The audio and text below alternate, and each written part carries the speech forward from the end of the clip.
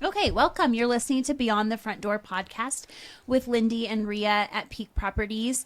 And we're real estate agents here in Cheyenne, Wyoming. And we bring you real estate stories that make you laugh, cry, inspire you, and all the things. So come on in. We put the real in real estate.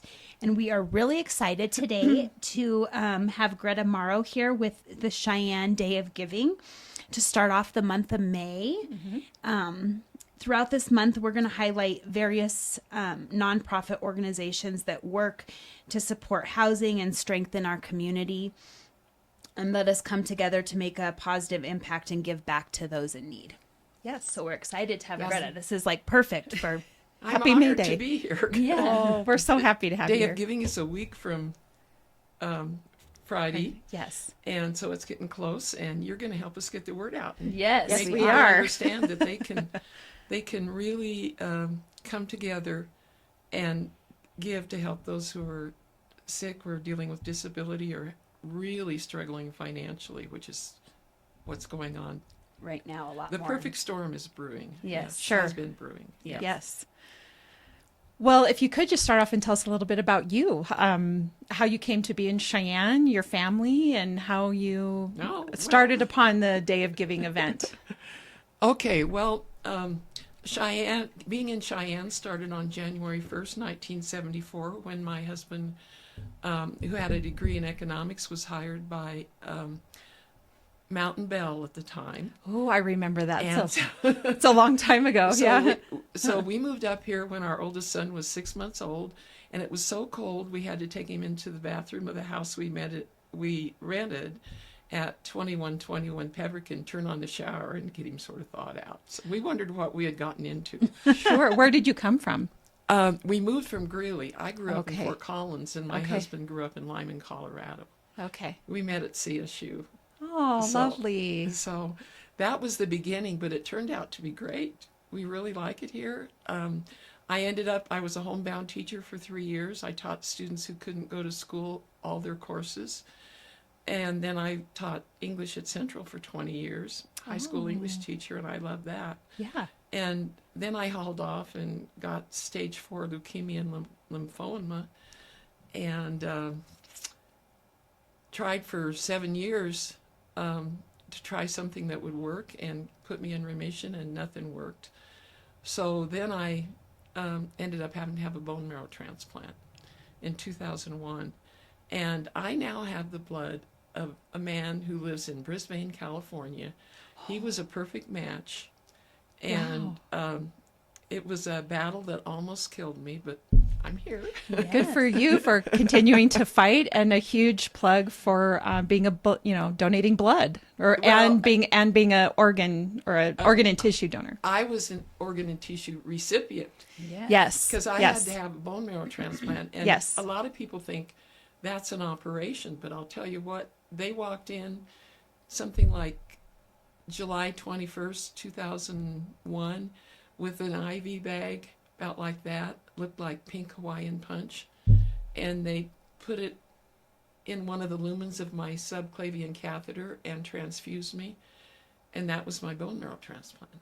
Oh, And then interesting. about 10 days later, the fight began, and I had to lose that fight in the sense that my cancer cells had to be killed. I see. And my donor's bone marrow had to win the fight. And so essentially, metaphorically, since I'm an English teacher, Yeah. they went into the bone marrow and they said, man, this is a pretty neat neighborhood. We'd like to be here. I Yes. think we're going to kill off all the neighbors and just stay. And so it Good for you. took a long time. I turned purple. I was told I was going to die, but they were wrong, and here I am. And How so long was that process?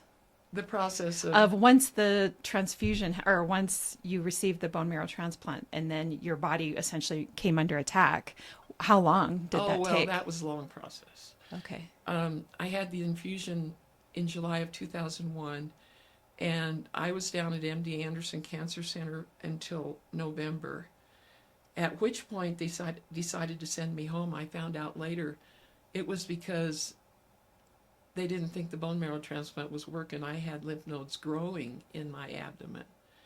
And so I came home and I got very, very sick and had to go back down to MD Anderson again. And the world famous lymphoma and leukemia doctors down there put their heads together and tried something they'd never tried before. They gave me a drug called Rituxan, low and slow, and over about 3 months, it gradually got rid of my cancer. When I went down to Denver, I had a lymph node in my abdomen 7 inches across.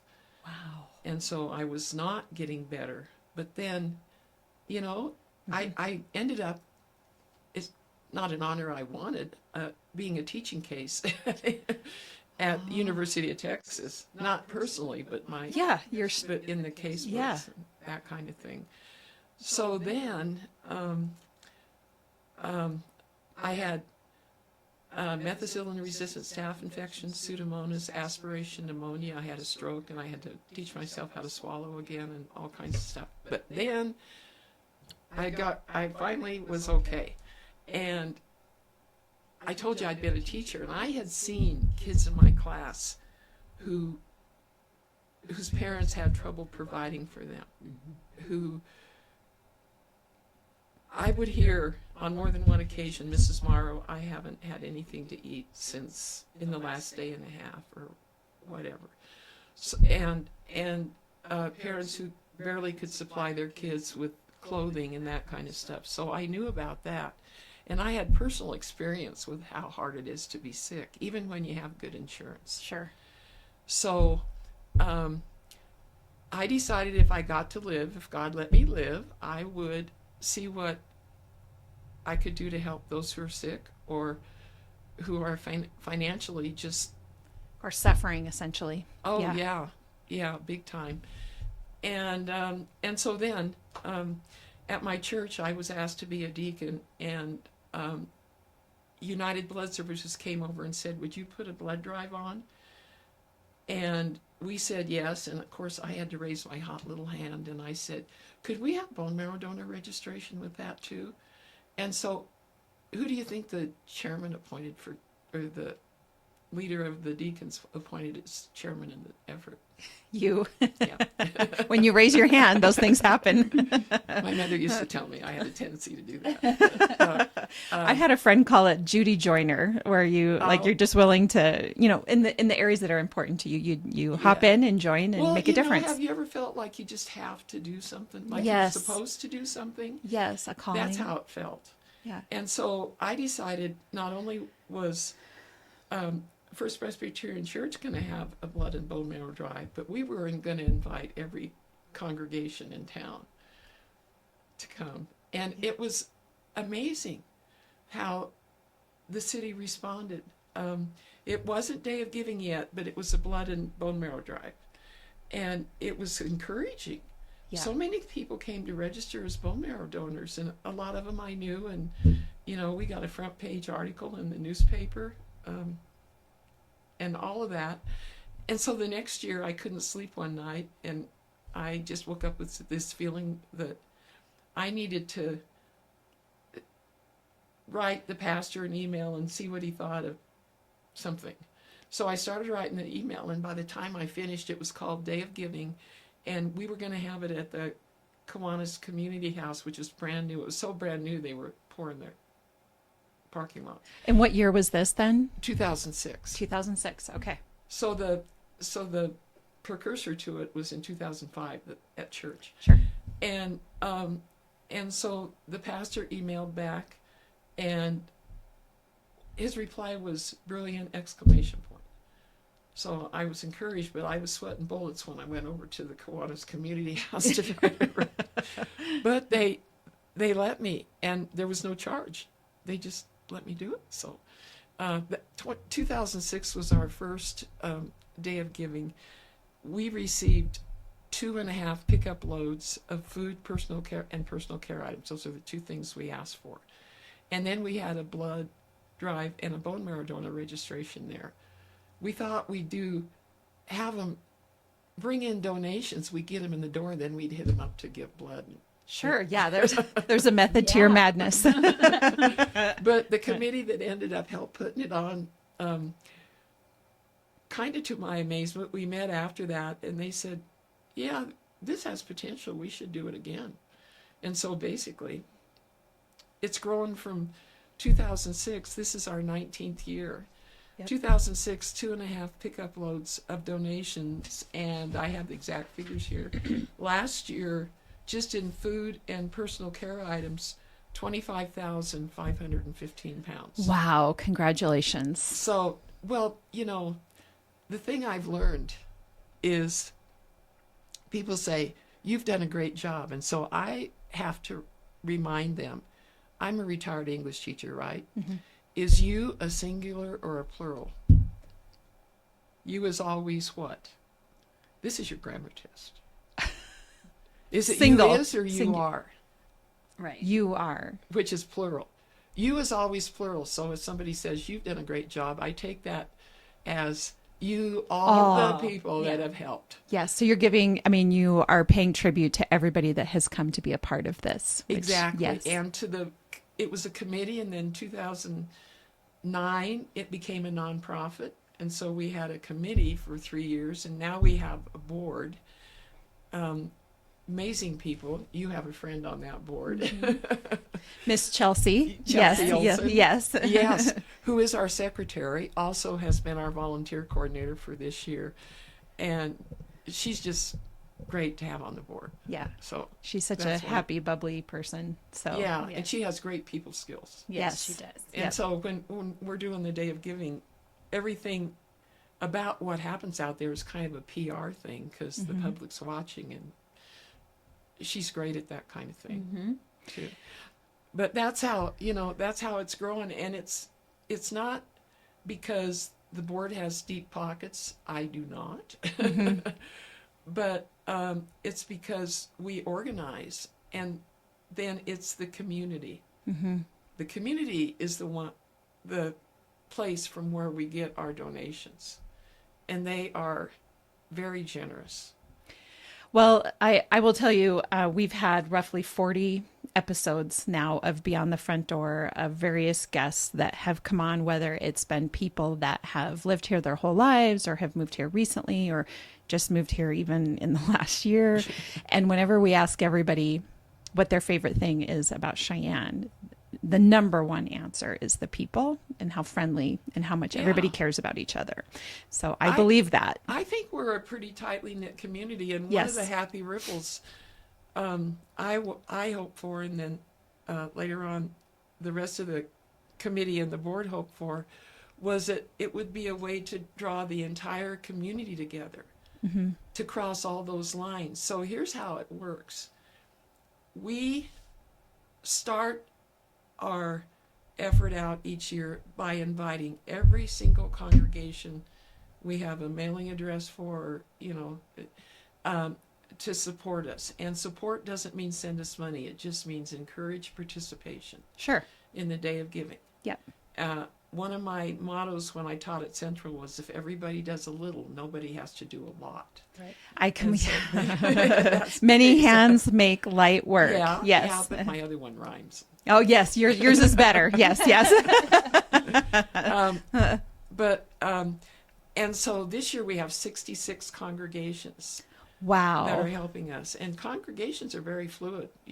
A congregation, if 2 or more are gathered in his name, that's a congregation. So we have some small ones, like maybe 10 or 12 people, and we have huge ones. But we all, no matter what our faith is, we share a common value. C.S. Lewis did a study on this once. We believe we are to help our fellow man. Yep. And I was raised to believe, if you see a problem, you don't say, somebody ought to do something about that. What should you say? Let's do something about that. Yeah. Yeah. We need to do something about that. And the we, in the case of Day of Giving, is everybody who's going to listen to this podcast, everybody who's out there. If every single person would pick one of the ways we have to give at the Day of Giving and do that, we are changing or helping change lives. But can you imagine? That would be, we could. It would be life changing. It would be a godsend. It is, but it would be, just amazing. Well, what I really love about your project is there's a lot of different ways that people can participate. It's not just financial, right? Oh. Like people can, I'm looking over your list here. It's leftover prescription medications or medical supplies or used eyeglasses or used hearing aids or used cell phones or furniture or houseware. Like there's a lot of ways that people can give that don't necessarily, it doesn't just have to be that you donate money to the organization, No. although those that can and do, that is amazing. We very much appreciate it. Yes. But here's the thing that we try. This is something we try to get across to everybody every year. Day of Giving, we know now. We didn't know when we started it was going to evolve into anything. Yeah. But it comes in two parts. Part one is the second Friday of May, is our annual event. And for 12 years now, the day before that is our youth event. I think this is youth event number 12, if I remember correctly. Okay. That's part one. The youth have an event that's assisted greatly. I got to tell you this, by the Cheyenne Board of Realtors. I bet you already know this. They're going to be out at the Albertson stores on May 9th, and they're going to have shifts. Are you going to be one of them? Yeah, I Rhea- am. Rhea I am. is. I am actually going to be out of town, But with unfortunately. another realtor from our office, Rachel, had signed up, and so I am going to be joining her for that. Oh, so good. yes. And so they're going to hand the shoppers lists, and they focus on food, personal care items, and craft items. So, and then they're going to bring out trailer loads of stuff. I think it's at maybe at 4 or 4:30, and again like at 5:30, and the kids are going to sort all of those according to the wish list of the 12 different agencies we help that receive food, personal care items, Sure. and craft items, and so that's part one of Day of Giving. The next day, we do what the kids did the day before, plus more. I Right. believe all the other ways to give, and that's part one. And that's you have the results sheet in front of you Yeah. from last year. Yeah.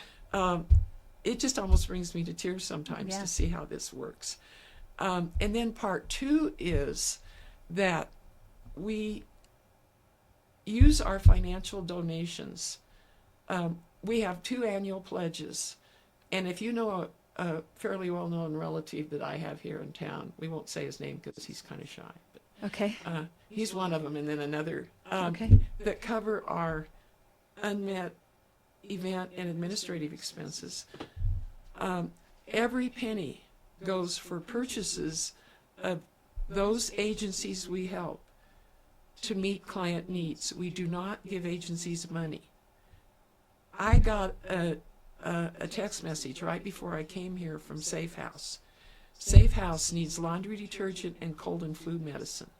So one of the places I will be after I leave here will be to go to Sam's Club and buy a dozen containers of laundry detergent.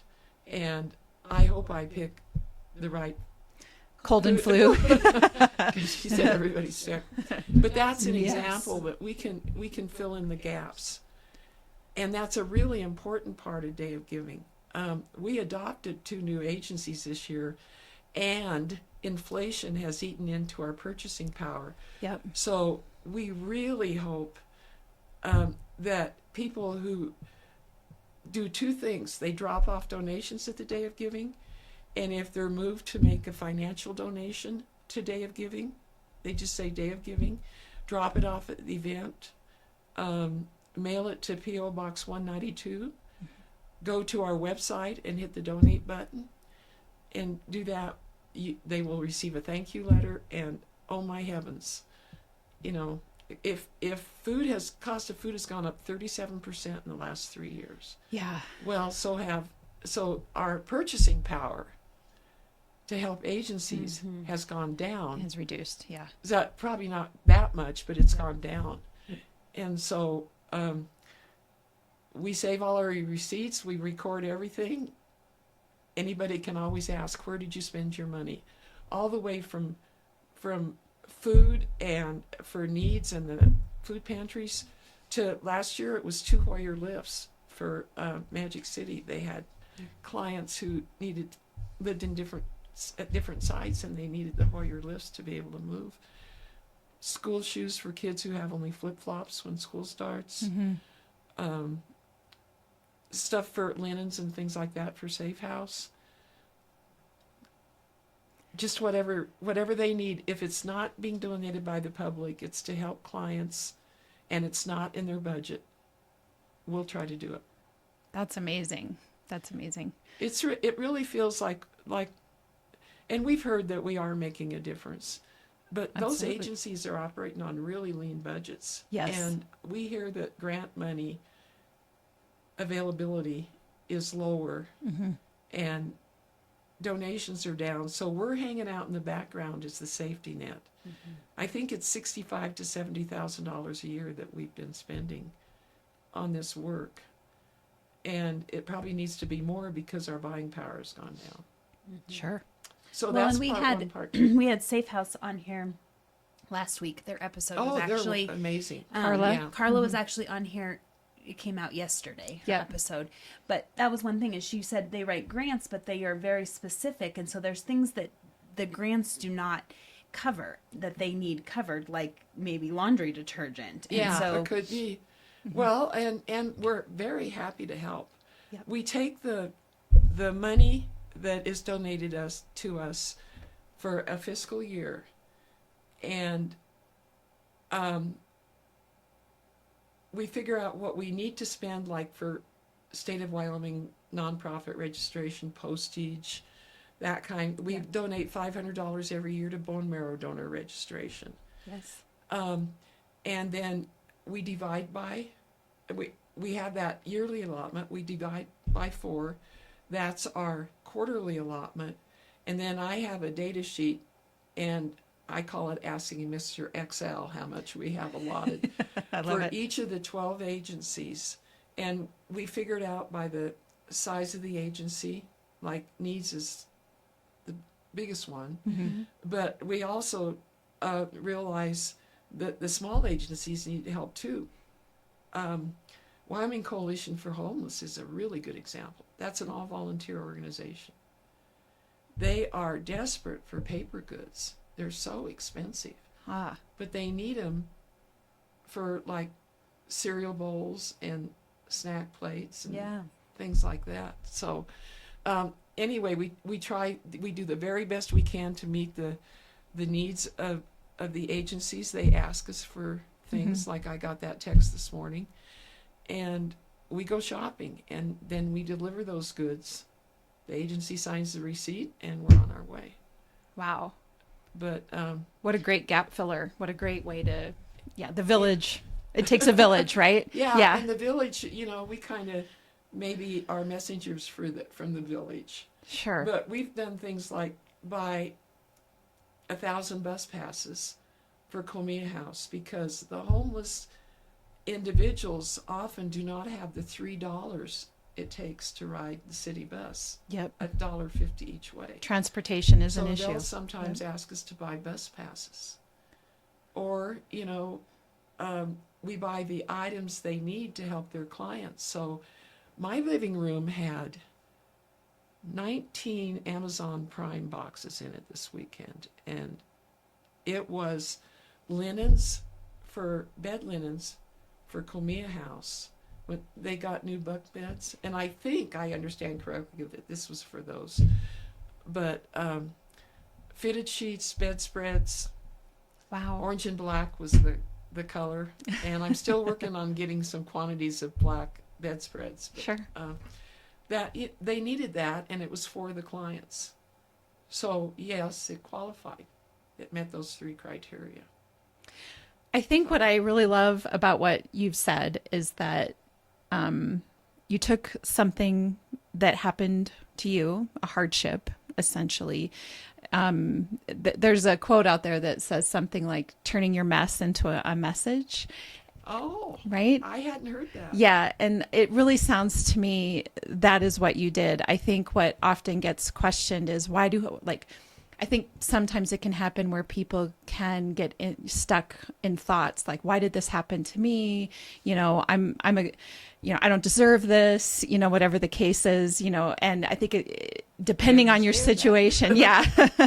I had some of those thoughts. I'm sure, absolutely. When you're in the middle of it, when you're at your absolute bottom, I'm certain, you're looking at God and going, why is this happening? But you turned your mess into a message, and that's why you could make the argument that's why it was happening, because then there was a calling on your heart to do something about it. And, yeah, and I guess I garnered this sort of a lot of this stuff from teaching kids. I think teachers are on the front line. I learned a lot from my students, and I just loved teaching. Yeah. But after my bone marrow transplant, I didn't have the energy. Sure. To be a high school English teacher. For me, that was a 60 to 80 hour a week job. Maybe 4 or 5 hours a day in the class, but there's a whole lot of preparation goes on. Well, in secondary, students that age range there's some emotional energy that goes into that as well. Yeah. Well, I got to tell you, I really admire junior high teachers. Yeah, me too. You'll know how old I am. And I was a junior high teacher from 1969 to 1972 in North Glen, Colorado. I was the remedial reading program. And honestly, that was back when they also tended to put the kids that were not behaving well in classes. So I see. I learned from raw first experience about teaching, but I that age is not one that I relate to. I love the kids, but I was more cut out to be a high school teacher because I taught English, and when you teach literature, you're teaching about the great ideas in life, philosophy, beauty and life and love and death and maturity. What does it mean to be mature? What's courage? What's the definition of courage and the red badge of courage? You face your fears and they fall down like paper peaks. There's all kinds of opportunity to talk about life, and I just really enjoyed it. I love really that. enjoyed it. That's a great perspective. I guess I hadn't thought of it that way before, but you're inspiring young minds with that type of conversation, right? Or you're hoping to. Yeah. And it felt good when it felt like it was successful, and there were challenges. We had a few students who were challenging, but 95% of my students were amazing. Yeah. And good human beings. Sure. And so, and like one of my colleagues said, Greta, we don't teach American Lit only. We teach life. So we taught your papers at home or in your parents' car. Well, is it here? No. It's due today. Yeah, but you have a 0 for the day, but it won't hurt you too much. I hope you remember to bring to teach them that when they say they're going to do something or they're told to do something, they need to decide that they're going to do it and follow through on it. Hold themselves accountable. It's gentle. It's not firm, fair, and friendly are the 3 F's of teaching. Be firm. Do what you say you're going to do and follow through. Fair. Treat everybody the same. It's like the old Irish proverb, you have to do your own growing no matter how tall your grandfather was. Sure. That's fair. Yeah. Firm, fair, and friendly. We teased each other and joked around, but they could tell when it was time to move on. I'd hear, she just bit her lip. You better watch out. That's funny. So I have a question. I think when you and I were on the phone yesterday, you mentioned the nickname Sparkplug. Let's talk about that. Oh. Where'd that come from? Well, I guess it was after Day of Giving got started and was beginning to be recognized in the community. People would say, well, you started it. And I would say, it might have been my idea for a day or two, but it was really neat how all of a sudden we had this committee of like 8 or 9 people. And so I might have been the one with the idea, but it was a we thing that made it land. And it's been a we thing ever since. It's not, and I've been trying to not have my name and face out there so much. I'm honored. But I fervently hope the Day of Giving will continue after I age out of it, and I'm kind of decrepit, as you saw. Well, I think it's very noble and accurate that you're giving credit to everybody around you that has helped make this what it is. But the spark is needed. Like and we talk about this with all of our guests that come on, that moment to jump, that moment that you decide you're going to make a difference in some way, you're going to change your life in some way, you're going to pursue a goal in some way. Scary. Yes, but you put one foot in front of the other, and here we are. Because you face your fears, and they fall down like paper peas. Yeah. Well, remember I told you when I went out to the Kiwanis Community House to try to get that that the first Day of Giving was in March, I think. Okay. I was sweating bullets. I was really nervous. I knew this was this was going to change things one way or the other. Yeah. So it's a big deal. yeah. Well, and it's something you look at and I can't imagine going, here's my idea, and then having to figure out how you're going to make it all happen. And it sort of has evolved over the years. It's absolutely. way different now than it was. This is a lot to organize, and it has many. We have a great board, and it's important to have a strong board because you have to keep many plates spinning. And we start with the congregations, then we do fundraising. We go out to businesses and we say, our community partners make donations of $1,000 or more, cash or in kind. And would you consider doing that? And you can see from the logos on our posters this year, I think it's 26 community partners we have. And we invite anyone who wants to do that. Absolutely. To let us know. Wouldn't that be neat? Somebody could reach out to me and say, "Hey, Greta, we want to be a community partner next year." Yes. Let's get more. Let's get more community partners. Let's double the community partners. These are really strong supporters, and we appreciate each and every one of them. What we're going to do is thank them on Facebook and tag their businesses, and then give them shout outs during the year, like when we go to the store and let's say one of our board members buys something for Unaccompanied Students Initiative, and they spend $200 to buy outfits for a student who comes to them with only what she has in her Walmart bag. Then we can say, this is something that Miranda and Concrete helped pay for with their donation this year. Yes. That's an example. And we're going to try to do that during the year. That's wonderful. So it makes it concrete. And we try to say to people, $1,000 will buy 25 pairs of school shoes for kids that don't have school shoes. It'll buy 2,000 cans of green beans. Yeah. People like to know that. Yes. 20 cases of diapers. Diapers are a big need this year because we've adopted Life Choice Pregnancy Care Center. Well, that's what I'm wondering, if you would be willing to share with us. You said there's 16 programs that you currently support. Is that correct? 16 agencies that we adopted. We officially adopted 3 agencies this year. One of them was on board last year in kind of an emergency way, Habitat for Humanity. Yeah. And we're talking about housing here, so this is perfect. Yes. We need to talk. Housing is a big thing. It is. And it's really hard for people now. That's part of the perfect storm. Yes. But Habitat for Humanity, Dan Dorsey, executive director, I knew him when he was with Thrivent, and he really helped Day of Giving a lot. He knows a lot about what people go through when they're homeless. So they get their first apartment, they walk in, it's unfurnished, and the only thing they have to furnish it with is likely sleeping bags.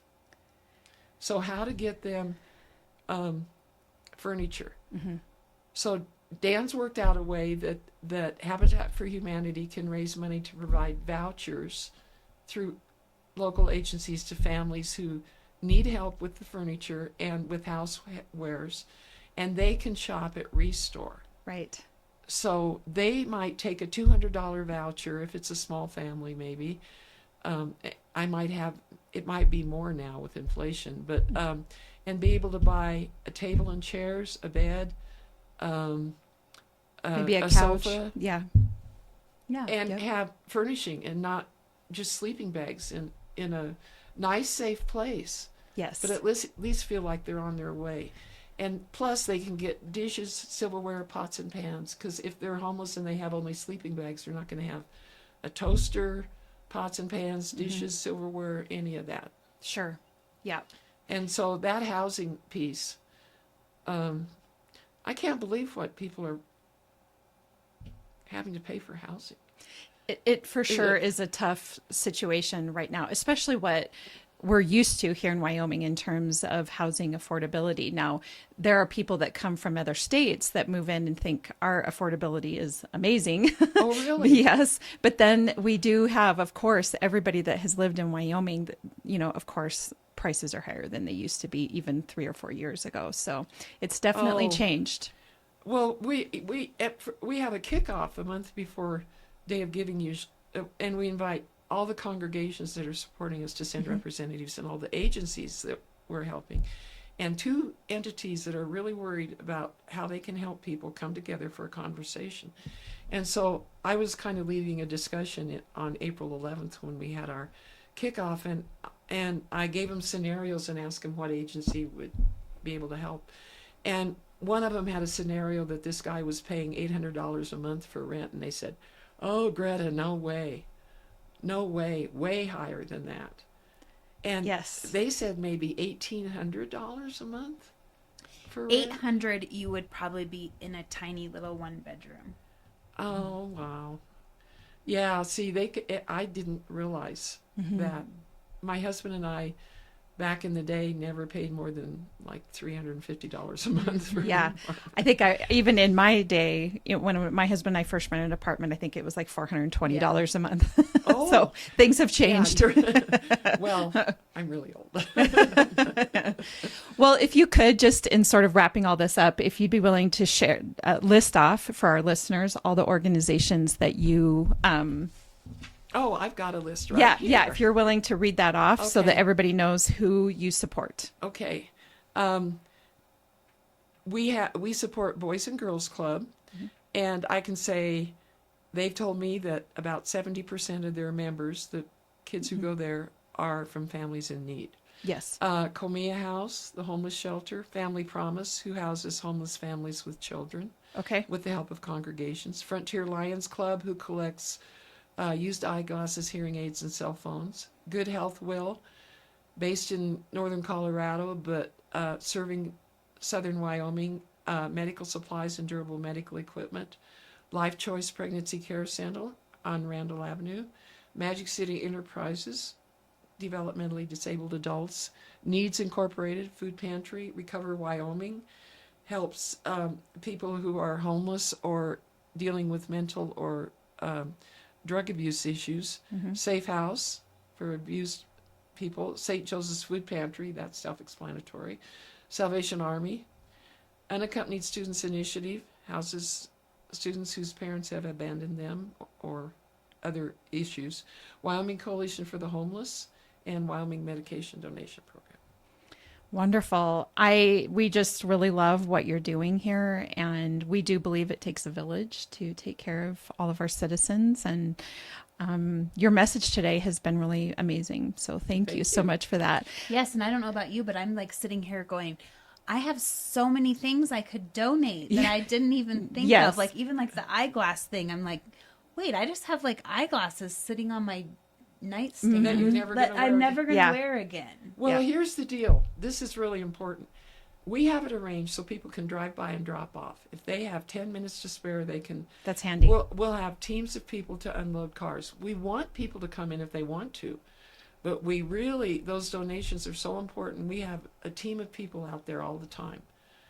So on May 10th, what are the logistics of that day, next Friday? So, so you're saying people can drive by. So you're going to have stations set up around Well, Cheyenne. Is that correct? Or Oh, no. No. You come out. I'm glad you asked that. Okay. You come out to the Kiwanis Community House, and I happen to know you need to enter the Kiwanis Community House by Cary because there will be road work being done on that other way you can approach off of Kennedy Drive, I think it is. Okay. It's going to need to be from Cary. Okay. But you pull up to the Kiwanis Community House, and whatever donations you have, we take them for all 16 agencies. We sort them. There's on-site agencies. We deliver by the end of the day. By 7:30 next Friday, you'll never know anything happened there. Wow. We have truck drivers who start delivering from the youth event at 8 o'clock on Friday morning, and they deliver all day long. Okay. So if people want to give to the organization financially, they can hop on your website, which is, what's your website? Oh, it's very intuitive. Yeah.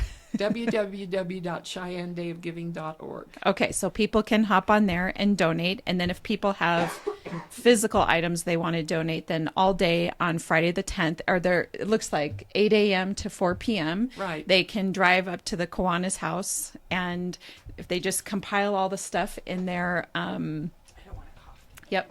Sorry. Put it in their car. If it in it's their car. furniture, we'll direct them to the Habitat for Humanity truck that will be there. Okay. If it's durable medical equipment, we'll direct them to the Good Health Wheel Okay. Perfect. U-Haul that will be there.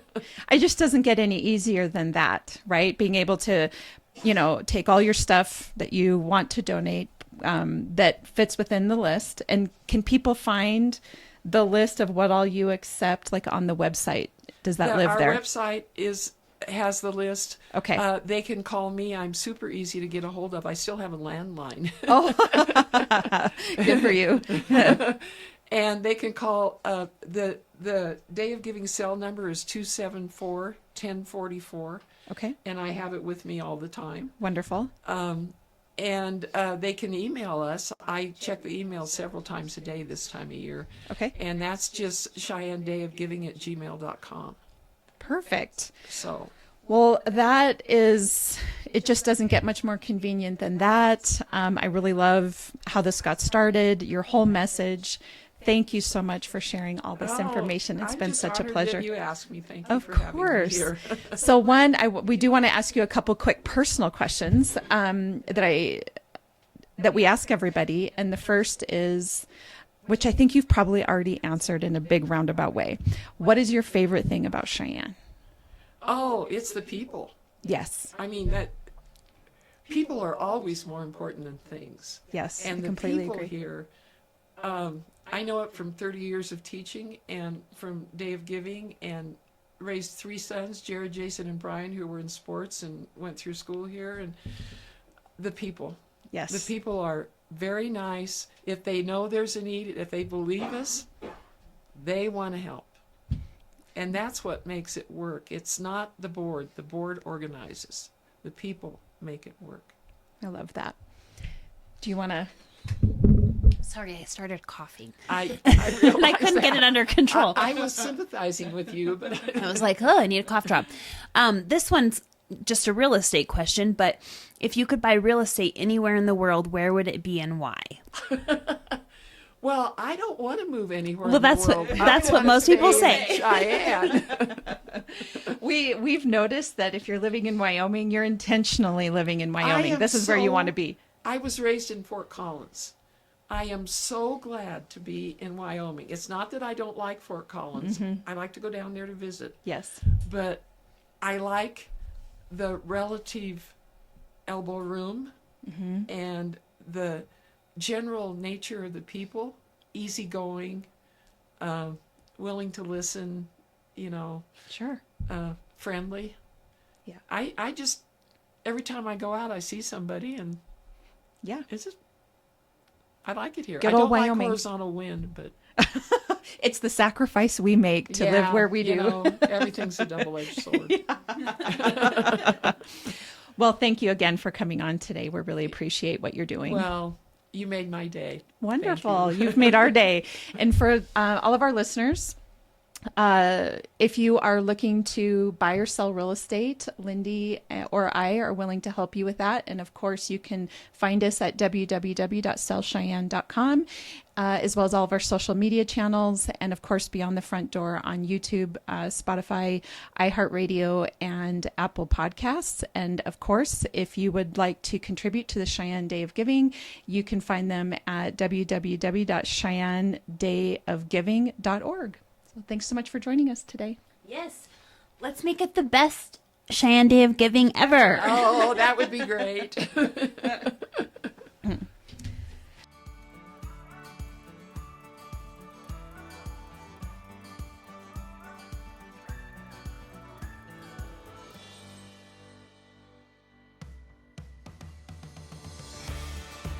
Whether you plan to buy, sell, or invest in southeastern Wyoming, turn to Peak Properties.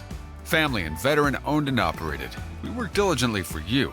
Unlike other larger companies, we take time to learn about you, understand your specific real estate needs, and remain easily accessible if you have any questions. Being a veteran and family-owned and operated company means a high level of commitment, trust, and loyalty. Our family culture sets us apart.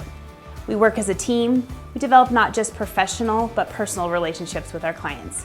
When you choose Peak Properties, you become part of our real estate family. Looking to relocate to Wyoming or just move across town? Peak will be there for you every step of the way. Recognized for excellence and dedication in the real estate profession, we're proud to be one of the most trusted and knowledgeable names in our industry. Let Peak help you find your dream home or investment property today. Our agents will make sure you're informed and listened to as they guide you to fulfilling your real estate goals. Reach out today. We have sold and purchased several homes through Peak Properties, and each time I've been impressed. They are great about guiding us in the right direction and always being in our corner. Peak Properties. Let our family show you the way home.